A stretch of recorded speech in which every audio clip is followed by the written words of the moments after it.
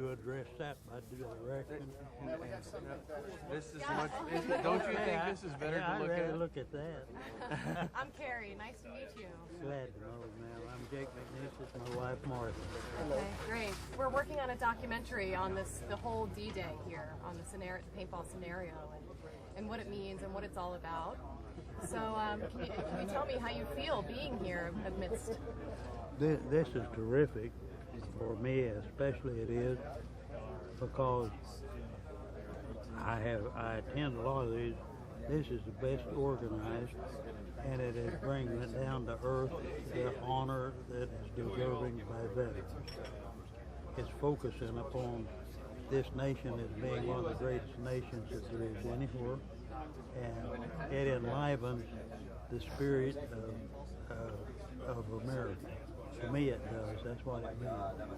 And when I see these flags and these beautiful scenery here, and see all these young men in uniform that are willing to lay it on the line if it becomes necessary, which we hope it doesn't. But it's very encouraging to see this atmosphere displayed. Great. So we've many people are telling us that they're so happy to have a hero in their midst. What are you best known for?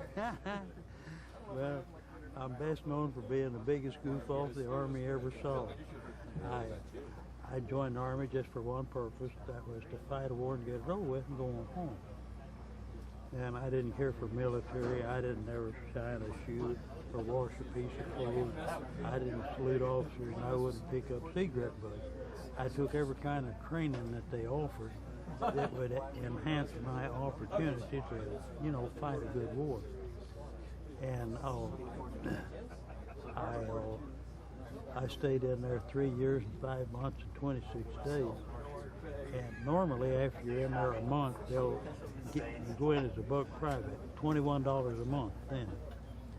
And after 1 month of reasonable service, they'd make you a PFC, private first class, and raise you to $31 a month, where you could send allotments home if your wife or mother was it.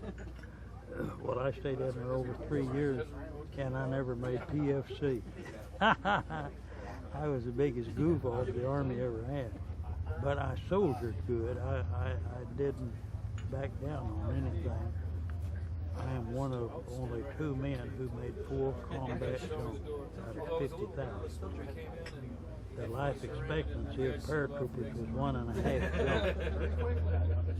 And 2 of us made 4. Only 2 out of about 50,000 that tried it. And so my accomplishment was really in combat. Although I never made PFC, I was an acting sergeant all the time, over anywhere from 30 to 180 men, giving them directions and so forth. But when I would jump into combat, they had to pay me what I was acting. And then when I would come out, I wouldn't be out over a week till they would bust me down to buck private. I never held the rating of PFC all the time I was in there. So did you jump over Normandy? I made the jump into Normandy on D-Day, fought in there 36 days, went back to England, and we got re-equipped. We lost 70% in Normandy, and went back and they got replacements and everything, and we jumped in Holland, and we were to fight 6 days up there. And we accomplished everything they asked us to do in 3 days, in 36 hours. And asked to be relieved, and they wouldn't relieve us. So they used us as shock troops then for the next 78 days without relief, we didn't know what tours were. You just fought until you were dead. And I fought 78 days in Holland, which was my second jump. And when I got back, they gave me a 72-hour pass. That wasn't even an hour for each day I'd been up there, 78. So I didn't think that was quite equitable. And I stayed 10 more days, AWOL, without permission. And when I came back, they put me under arrest of quarters until they could decide what to do with me. and they had a group of paratroopers over there that they called Pathfinders, and they jumped anywhere at any time for anybody, and they usually lost 80 to 90% on each mission. It's just nearly a plain suicide to be in it. And because of the high rate of casualties, they couldn't assign you to it. It was all volunteer. And if they wanted to get you killed, they'd try to get you to volunteer for Pathfinder service. So they would have been very happy to see me killed, and they came and asked me if I would volunteer for it. And I thought it all over, and it looked like the war was over with, really. This was in early December of '44. And I thought they were stationed at Shaw Grove Air Force Base, which was only 8 miles out of Oxford Vineyards, the biggest university in Europe. So I thought there was more women and more whiskey right there, and less fighting than anywhere in the war. And that'd be a good place to be. So I volunteered for it when they asked me, not trying to be a hero or something like that. Really, I thought I was taking the coward's way out. And but I was fooled. About 10 days later, the Battle of the Bulge started. And Germany employed 20 divisions, and they were just sweeping through there. They had the same plans to make a blitzkrieg through there that they had did in 1939. And the 3 divisions that we had on the front, 2 of them were Green Division, and one of them was the 28th, the Bloody Bucket from Pennsylvania. They were a hardened crew. But those Germans were just running over them, and they were retreating in disarray. And they loaded the 101st Airborne Division on trucks down in France and rushed them in to the city of Bastogne. And the city of Bastogne had 7 major highways coming into it and 3 rail lines. And the Germans, in the Battle of the Bulge, had to have that city in order to resupply their people. And they took 20,000 airborne men out of the 101st Airborne Division by truck and moved them into Bastogne at midnight on December the 17th and told them not to retreat an inch and not to surrender a man. Just fight until 20,000 was dead. That was the orders they had. Because it was important that they hold and maintain Bastogne. Of course, I was back in jolly old England, you know. Further my education out there was a little college course. And when they got surrounded and cut off completely, the weather was terrible. It's 22 degrees below zero, and snow and fog, and the weather was very inclement. And they asked me to take Pathfinders in there and set up an aerial resupply. They were down to no blood, no medicine, no food, very few bullets left, and they had 7 divisions attack them. And it was so important that they had to hold this city and this communication that they decided they would send 20 Pathfinders in there and see if we could set up an aerial resupply. And they had 1,000 C-47, that's your big cargo plane, loaded with blood, medicine, food, ammunition, gasoline, circling around in there over France, waiting to see if I could get a signal to them. And I dropped in there on the 23rd and set up a signal and made contact with aircraft, and they could fly in on us with that vision. And in 3 days, I brought in 1,440 tons of equipment in 3 days, which gave us plenty of stuff to fight with and resist this encirclement. And the boys held out and fought it through, and they claim it to be the greatest battle that the American military has ever pursued. In fact, they were issued the Presidential Unit Citation as a division, the only time it's ever happened. And when I went back then to England, back to Pathfinder headquarters, Colonel Sink found out that only one man out of the 20 had been killed, he was very disappointed. And he said, he said, you send them 60 SOB, those 6 SOBs back to me. Looks like I can kill them quicker than you can. And they said, we'll send 5 of them back, but we're going to keep McNeese. Said, he's essential to our operation. So I stayed with them then until in February, and on Friday the 13th, they asked me to make my 4th combat jump and to prove Germany in the Siegfried Line and set up an aerial resupply there for the 90th Division, which I did and made a success out of it. And by then the war was practically over, and they sent me back to my original unit, regimental headquarters, 506, and I went back and joined them, and they used us as shock troops down through southern Germany and Austria. We took Berchtesgaden, Hitler's Eagle's Nest, we took Goring's Big Castle, and then the war ended on May the 8th. And at the end of the war, they decided they would send soldiers home on a point system.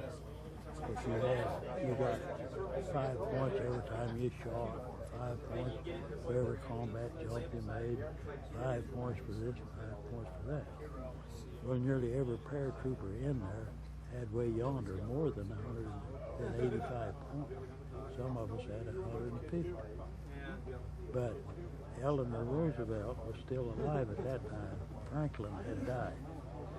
She went to Congress and went to the War Department and said, we cannot bring paratroopers home and release them in society. She says they're professional killers, and said we're going to have to bring them back and put them in camps and brainwash them and deprogram them. So we came home. They finally said we were going to bring them home anyway, and I kept track of an awful lot of these boys after they came home, and a number of them made multimillionaires. Most of them married one woman and raised 2 or 3 children, educated. We had one that went in construction business, and he made millions and millions of dollars, and he decided he would retire, sell his business and retire, and he sold his business for $10 million and went down and applied for passports and visas to Greece. And they told him he couldn't get a passport, that he wasn't an American citizen. And he said, what do you mean I'm not an American citizen? He had been married 5 times. He said, I paid y'all millions of dollars in taxes. He said, I fought a war with you for 4 years. He said, I went through college. He said, I've married half of the women in Southern California. He said, why am I not an American citizen? And they told him that he had, that his folks were not citizens. They had migrated here from Germany and gone to Mexico and worked in the mines and then came back. But they had contacted TB, and he was born in Mexico, and they never get naturalized. But we had others that would fly their own jet there to our reunion. They all became very successful people. I have a couple other questions I'd like to ask you. Two of them, young man.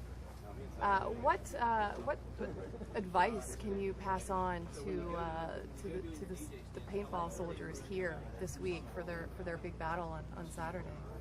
They asked me to come down and talk to all the officers from company commanders on up in the 506 a couple years ago, just before they were committed in Iraq. And I told them, I said, there's 4 things you want to do if you want to come home. I said, when you get over there, tear up the Geneva Convention. Don't go by it. Nobody else did. I said, they have people now, the media is taking pictures of a lot of you fellows killing men, women, and children and sending it all over the world. I said, every photographer you see with a camera on his back over there, I said, kill him. Because I said, you're going to be forced to kill men, women, and children. And you don't want it going all over the world. I said, in the third place, I said, they are sending a lot of our officers and our non-commissioned officers to prison for mistreating prisoners of war. I said, don't get caught up in that trap. I said, don't take any prisoners, kill them all. And then there won't be any bad results. And I said, if you get sniper fire out of a crowd, I said, kill the crowd. And then you will have a sniper. They're taking advantage. Those snipers are hiding in between civilians, you know, and then killing Americans. So I said, just kill the crowd. And I said, those are 4 things you want to do if you want to come home. And be aggressive. If you hang back and hang back and hang back, they'll finally kill you. But if you're pushing them, they get disorganized and they're easy to kill. Will you be watching the? Will you be watching the battle here, the scenario? No, they're going to do a book signing tomorrow. Oh, okay. And then they do one today, and then they'll be heading back home. Okay. And then I guess I see here on your name tag. Can you tell me what's on your name tag and then describe? Jake McNeese, Filthy 13. Did you ever see the show The Dirty Dozen? Have you seen the show The Dirty Dozen? It's a World War II movie, and it depicts my mission in Normandy. And it was, they goofed it all up. They wanted me to be a consultant on the show, and I wouldn't do it because this was shortly after the war was over. And there were too many mothers and fathers and sisters and brothers and wives still alive. Morning, the boys that I took in got killed. I took 20 men in over there on D-Day night, and by daybreak I was down to 2 men. And so I didn't want to open wounds for those people and increase their sorrow, and I refused to do it. So they made up, they took newspaper articles and magazine articles and history from the Army, and they went ahead and made the show The Dirty Dozen. Well, we were called Filthy 13. There's 13 men in a demolition saboteur stick. And we were outlaw soldiers. We didn't salute officers. We didn't keep our barracks clean. We hung pin-up pictures on the wall, whatever we wanted. We did, when we got ready to go to town, we just went to town. We didn't ask for a pass. We were goof-offs. And they called us the Filthy 13. We were living in haunted huts in England that were brick floors. And there wasn't any 2 bricks side by side that was on the same level. And you couldn't mop them. So we didn't even try. And they were feeding us slop, this terrible feed that we were getting. And this big Ernest Wells Manor House, he was the biggest tobacco man in Europe. And he had a game reserve there. He had about 140 deer, Fowler and Saca deer there on his place. He had 2 fish hatcheries, the River Kennett ran through. And I would go out every other night and kill a deer, 2 deer. And I'd go out in his fisheries and gig his fish, you know. And he came out and he found that garden ditch heads plumb full of deer heads and hides and all this refuse we'd been eating. And they tried to pin it on us, and we wouldn't confess or admit it. And the officers had to spend many thousands of dollars to pay for this. He brought suit against us. We were just an outlaw group of soldiers that was there to fight a war, and that only. We didn't salute, we didn't pick up cigarette butts. Where was the Filthy 13 on D-Day? We jumped in, we were supposed to jump in, drop in, right near Saint-Côme-de-Mont. That was our drop zone. And then the bridges, we had 3 bridges to go up. Our plane got hit so heavy that we were losing altitude.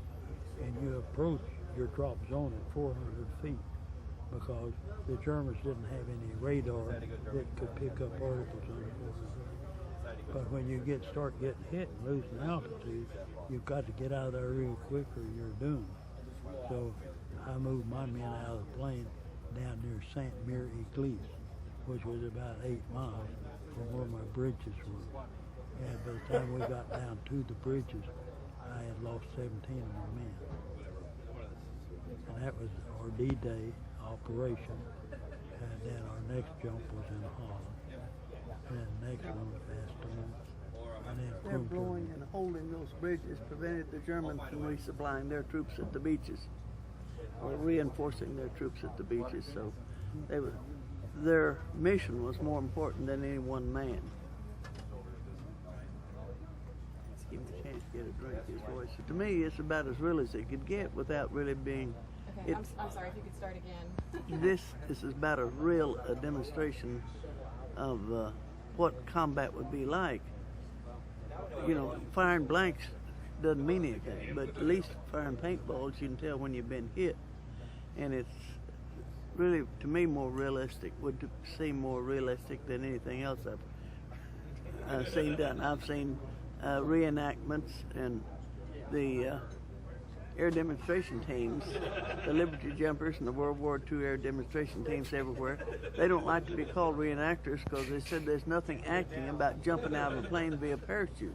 And you people are not shooting bullets, but you're doing the next thing to it. So it's as close as you can get to actual combat, I believe.